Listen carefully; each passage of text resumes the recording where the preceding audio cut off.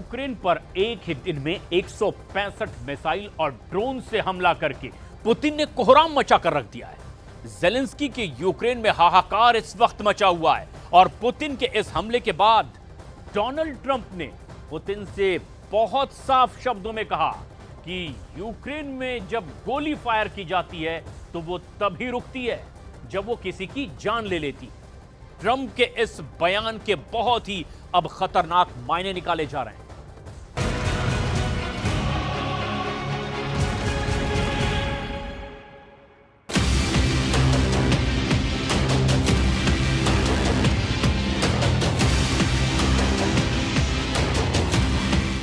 तारीख 1 फरवरी 2025। 165 मिसाइल और drone, target Ukraine के 4 शहर।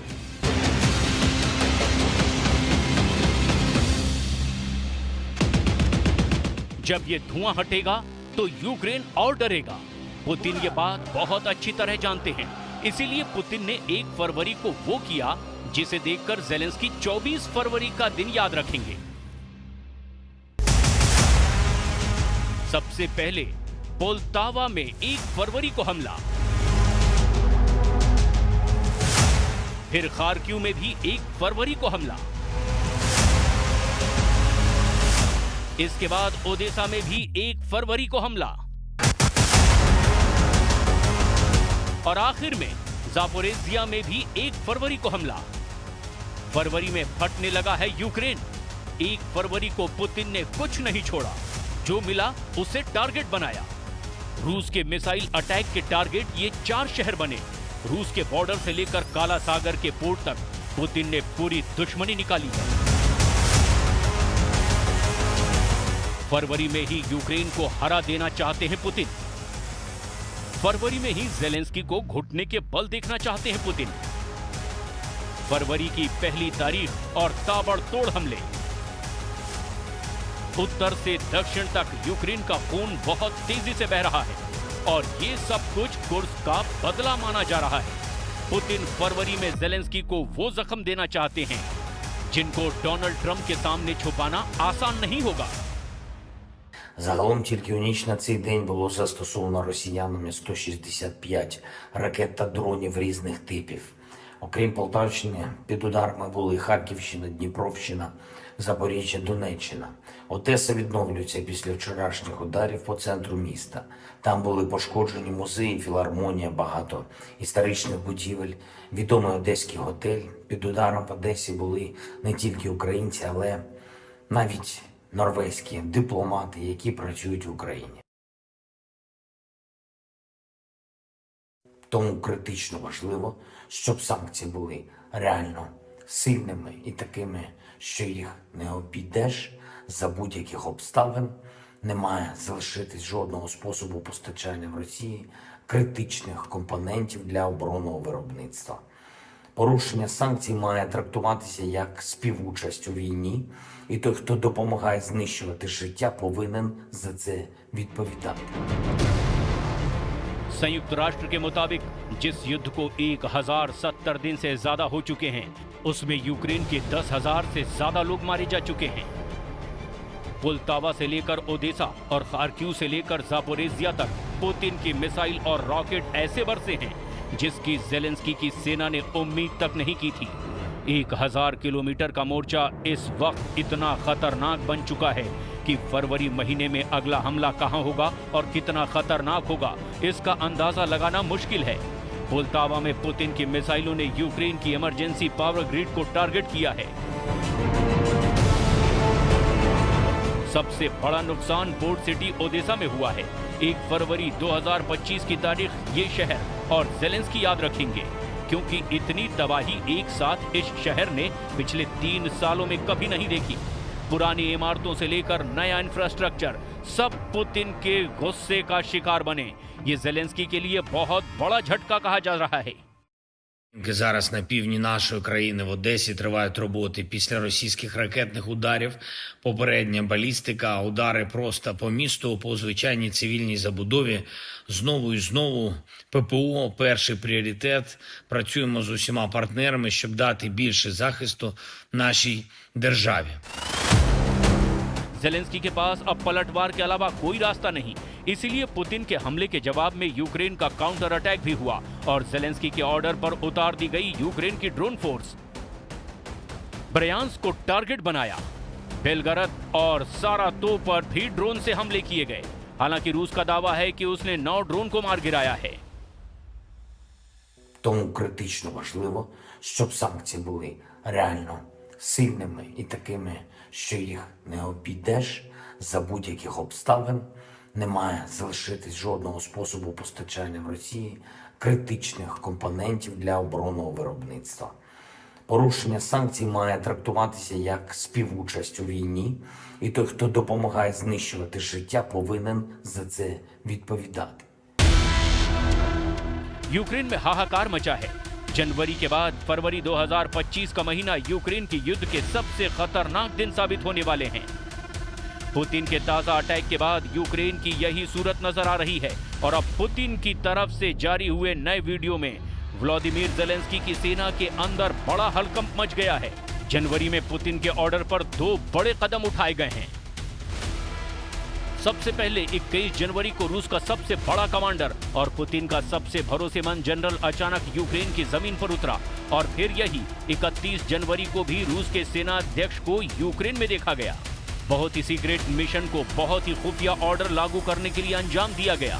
युद्ध में जो तबाही हुई उसके लिए रूस के सबसे खतरनाक फौजियों को बहादुरी का तमगा दिया गया। ये हैं chief of Russian general staff Valery Gerasimov. आखिर यूक्रेन की जमीन पर बार बार क्यों पहुंचे हैं रूस के ये सबसे खतरनाक कमांडर? जनरल वलेरी गेरासिमोव, जिसे जेलेंस्की की फौज कहती है कमांडर खामोश खोपड़ी, जिसको डिकोड करना बहुत मुश्किल है। यूक्रेन का मानना है कि जनरल वलेरी गेरासिमोव का डोनेस्क में आना बताता है कि पुतिन की तरफ से बहुत बड़े हमले का सिग्नल मिल चुका है। क्या पुतिन यूक्रेन पर अब तक का सबसे बड़ा हमला करने जा रहे हैं? कमांडर वलेरी का खौफ बहुत ज्यादा है। रूस की फौज भी जनरल वलेरी की कमान में लड़कर कहती है, जब तक तोड़ेंगे नहीं तब तक छोड़ेंगे नहीं। कमांडर वलेरी ने क्या फैसला किया? रूस की अटैक वाली स्ट्रेटेजी में क्या बदलाव हुआ?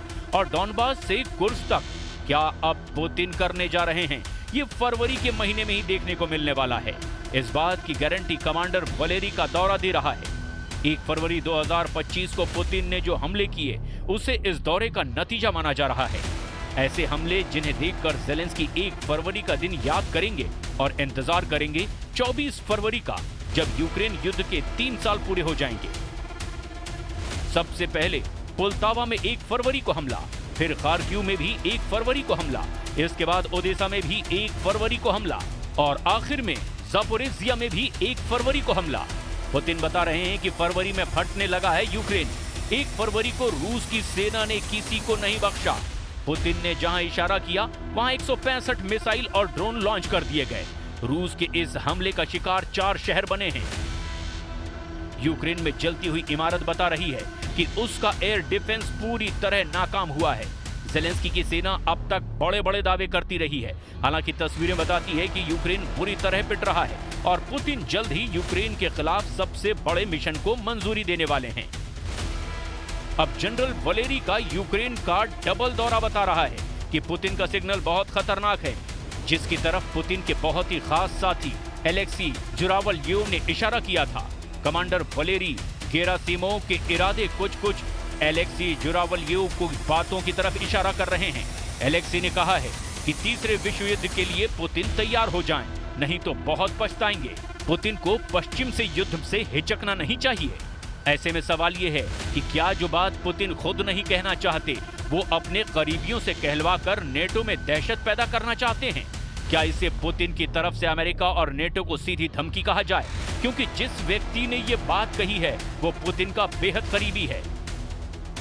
रूस में संसद की रक्षा समिति के उप प्रमुख और सीनियर सांसद एलेक्सी जुरावल्योव ने कहा कि देश के नौजवानों को अगले 3 सालों में विनाशकारी विश्व युद्ध का सामना करने के लिए तैयार रहना चाहिए। अब पश्चिमी देशों के साथ रूस से टकराने का खतरा है और मॉस्को को इससे बिल्कुल पीछे नहीं हटना चाहिए। लेकिन अब रूस को डराने वाली खबर वॉशिंगटन डीसी से आई है, क्योंकि व्हाइट हाउस में जाने के बाद राष्ट्रपति डोनाल्ड ट्रंप ने यूक्रेन को लेकर ऐसा फैसला किया है जिससे कीव और मॉस्को दोनों जगह पावर सेंटर बेचैन हैं। ट्रंप बता रहे हैं कि यूक्रेन और रूस के कितने कितने सैनिकों की मौत हुई है। The soldiers are just shooting at each other. You know, it's a very flat land. I said this the last time. Very, very flat land. The only place that a bullet stops is when it hits a person. And they're hitting a lot of people. They're hitting a lot of soldiers, but on both sides.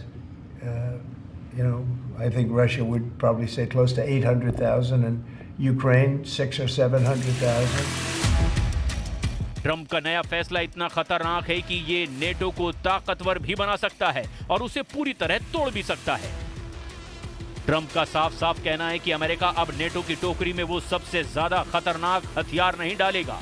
अब NATO को जिंदा रखने के लिए Europe को भी बराबर का भागीदार बनना पड़ेगा। और इतना ही नहीं, ट्रंप ने नेटो के हर देश को बजट का 5% डिफेंस पर खर्च करने के लिए कहा है, जबकि असलियत यह है कि बहुत से नेटो देश 2% भी रक्षा बजट के लिए नहीं देते। यूक्रेन में तो घमासान जारी है। नेटो पर भी पुतिन की नजरें टेढ़ी हो गई है, क्योंकि जब से कुर्स्क में जेलेंस्की ने हमला किया है, पुतिन इसका हर्जाना नेटो से लेना चाहते हैं। फिलहाल रूस के कुर्स्क इलाके को वापस लेने के लिए पुतिन ने उत्तर कोरिया की फोर्स उतारी हुई है। और अब ओरेशनिक मिसाइल से अटैक वाली रणनीति ने जेलेंस्की को परेशान कर दिया है। इस वक्त जेलेंस्की के डर और पुतिन के दावों को देखकर यूरोप भी कांप रहा है, क्योंकि रूस की नई ओरेशनिक मिसाइल ने सारे समीकरण बदल दिए हैं। अब पूरा यूरोप पुतिन के ऐसे दायरे में आ जाएगा जिसमें सिर्फ 20 मिनट के अंदर पूरे यूरोप को जलाने का ऑर्डर जारी किया जा सकता है।